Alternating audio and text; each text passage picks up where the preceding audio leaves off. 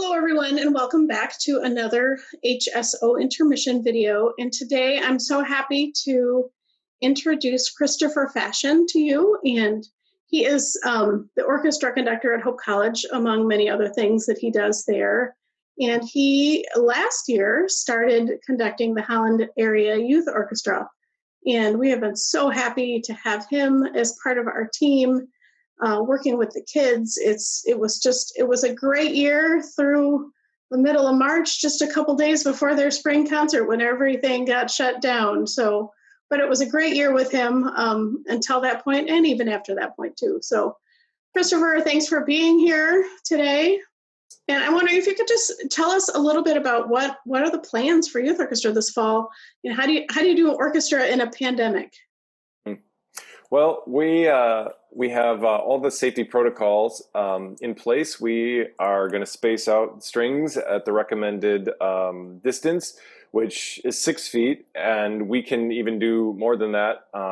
At Hope College, we've been in person for 4 weeks, and our string players have been socially distanced, actually at the wind spacing of like 8 to 9 feet. So we've been able to make music really,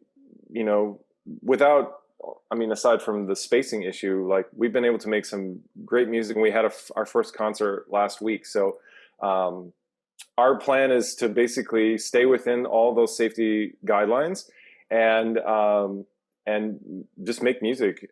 The only unfortunate thing about it is we're only going to go strings this fall, and then kind of go from there, just to make sure everybody stays safe. And as more research comes out about aerosols and other things, like we want to make sure that before we add our wind players back in, that we have the necessary environment to do that safely. Yeah, those wind players blow a lot of air around. So what makes it, is that hard for the kids to be spread out far apart from each other? What else might be challenging about this new configuration? I think the biggest thing is just the spacing in terms of hearing the players hearing one another. But this is also, with every challenge comes opportunity and growth. And I've noticed already in my players, at the college players, they already are attuned to, they've already made the adjustment, after even the second week, they were already better. Their ears were better. They were more attuned to nonverbal communication. So they were watching me more because they had to, like normally they could face, turn their bodies. So they were watching me, watching the conductor in a traditional setup. But we're not allowed to do that. All the players they have to face forward all the time. So they have to use their peripheral vision. They have to use other means, their other senses to make music and make sure that the ensemble, that's the most challenging thing with so much space. They have to use more of their senses to stay together as an ensemble. So, for example, so our rehearsal room at Hope is about 1,900 square feet. And if everyone's spread out, like we basically have like our last row of players are in the very far back corners of the rehearsal room. And, I see them. It's really interesting to watch their eyes, through rehearsal. But I see way more eye contact now than I ever did when we were in a traditional, traditional spacing with stand partners and all that. So in that way, it's been very beneficial for the growth of the musicianship of the students.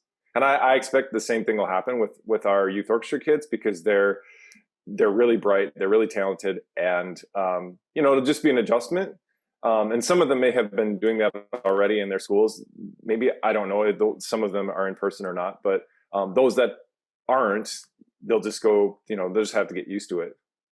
Good. It sounds like there's a lot of new opportunities for learning, even in the midst of this crazy situation in which we find ourselves.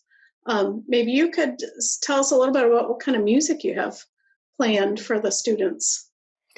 Well, I thought about that over the summer. Since we didn't get to have our Russian concert, I wanted to keep that thread going. So I chose Theme with Variations, I think is the technical title. Theme with Variations by Glazunov.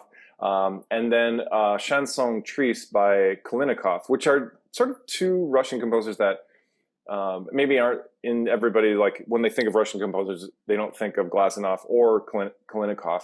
But they're two very fine composers, and I'm always on the lookout for sort of hidden gems, pieces that people don't know or haven't been played, and certainly pieces that students haven't played in their school programs. So those two pieces will be really fun. And the interesting thing about the Kalinikov is I'm having the students read from the full score. So they're going to learn how to read off of a full score, just like a conductor, and be able to see what else is going on in the music. So that'll give us some opportunities to talk about the music, maybe in an more analytical way. The other piece I thought would be really great is one of the Mendelssohn String Symphonies, which are very challenging works.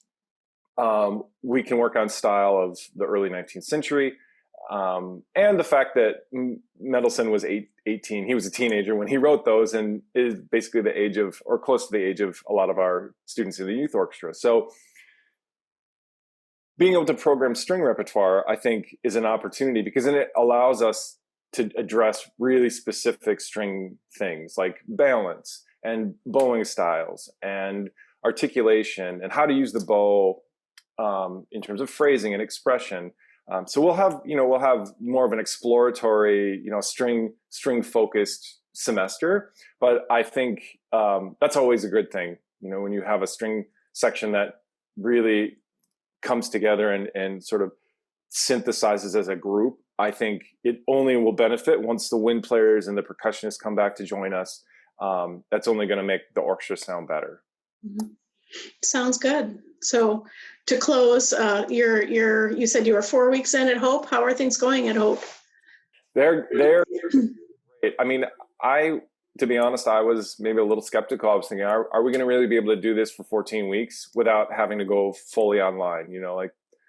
And I, as every week passes now, we just finished our 4th week, and I am really confident now. Our students have really made the commitment to our safety protocol and guidelines that the college worked so hard this summer to carefully lay out for everybody.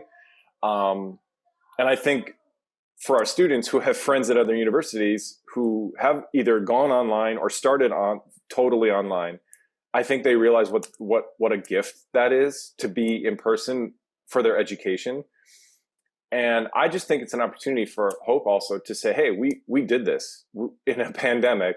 We were able to basically keep our case numbers at well below the limit of what the percentage is. Like, I think, I don't know what the last thing, but it was basically 1.2% of positive cases on campus, which is amazing considering we have about 4,000 faculty, staff, and students. So I'm really proud of our community and our students and our faculty for doing what we're doing. And in terms of music, we had our first instrumental collage concert last Friday on a live stream, and no live audience. But I think really for our first go at it was really successful.